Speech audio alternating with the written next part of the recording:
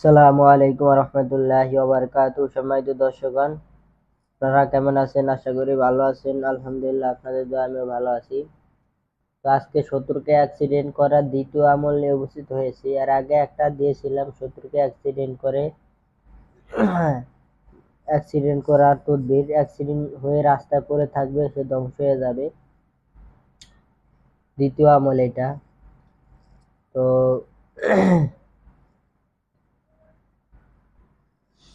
এই যে এখানে যে নকশাটা দেখতে পাইতেছেন, এই তদবিরটা আপনার সঠিক নিয়মে প্রয়োগ করতে পারলে শত্রু অ্যাক্সিডেন্ট হয়ে রাস্তায় পড়ে থাকবে, সে ধ্বংস হয়ে যাবে, বরবাদ হয়ে যাবে, তার ধন সম্পদ নষ্ট হয়ে সে একবারে ধ্বংসে পরিণত হয়ে যাবে, অ্যাক্সিডেন্ট হয়ে সে মারাত্মক ক্ষতিগ্রস্ত হবে।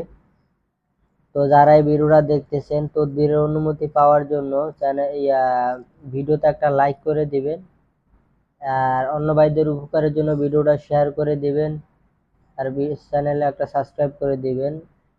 আর তার পাশাপাশি ভিডিওটা শুরু থেকে শেষ পর্যন্ত মনোযোগ সহকারে দেখবেন।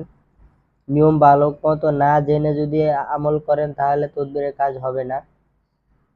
নিয়ম কারণ ভালো করে জেনে তারপরে কাজ করবেন, ইনশাল্লাহ কাজ হবেই। আর মনে মনে চিন্তা রাখবেন কাজ হবেই। কাজ হবে কি হবে না এরকম খুঁতখুঁতি মনে চিন্তা রাখা যাবে না।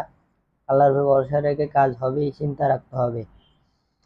আর বিনা কারণে অল্প কাউকে ক্ষতি করতে যাইবেন না। এটা শুধু যারা শত্রুতামি করে, বিনা কারণে ক্ষতি করে, তাদের ক্ষেত্রে প্রয়োগ করবেন। দেখবেন অ্যাক্সিডেন্ট হয়ে রাস্তায় পড়ে থাকবে সে, বা মারাও যেতে পারে। এরকম করবে, সে ধ্বংস হয়ে যাবে আস্তে আস্তে। ঠিক আছে, তো চলুন আমরা মূল আলোচনায় চলে যাই। এই তদবিরটা করতে হবে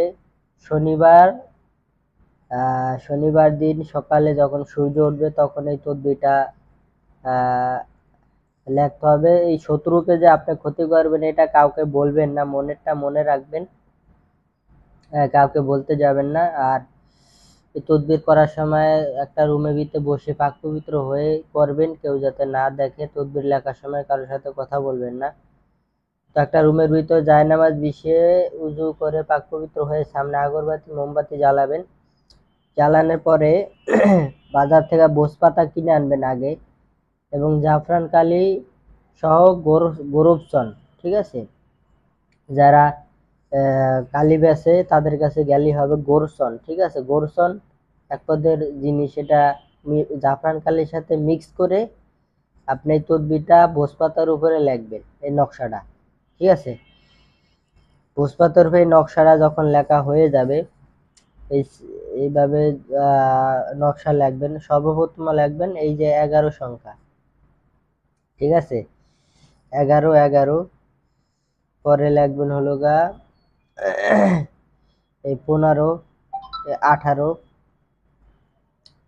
এই 15, 18 পরে লিখবেন হলো এটা লিখবেন, পরে লিখবেন এটা, তারপরে এটা। ঠিক আছে, বা আপনি এখান থেকে সিরিয়াল মতো লিখতে পারেন, সমস্যা নেই। তো ছোট সংখ্যার থেকে যাওয়া ভালো উপরে। তো লেখা হয়ে গেলে আপনি তার নিচে এই যেই কালিগুলা দিয়ে মিক্স করে লিখতে বলেছি অবশ্যই এই কালিগুলা লাগবে।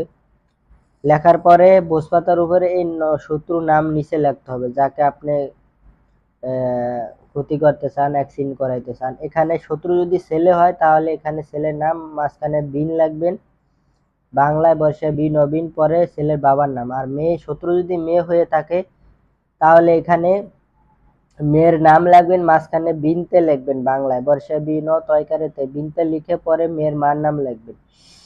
লেখা হয়ে গেলে এই নকশাটা আপনি কি করবেন, বাস করে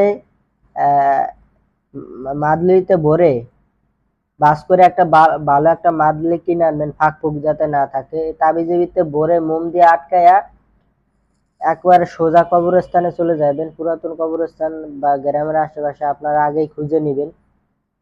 কবরস্থানে গিয়ে তাবিজটা পুঁতে দিয়ে আসবেন। তো অবশ্যই কবরস্থানে যাওয়ার আগে শরীর বন্ধ করে নেবেন।